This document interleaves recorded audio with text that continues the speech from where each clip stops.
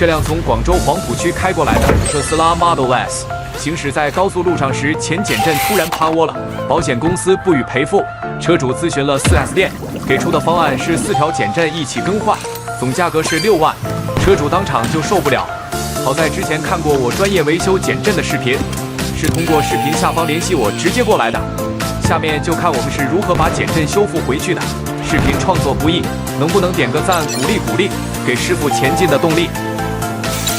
我们这给老仔脖子上喜欢挂玉牌，香炉供台上摆，长大才开白黄牌。前程拜3拜，钱包里面多几百。易的是6合彩，难的是5合牌。来财，来财。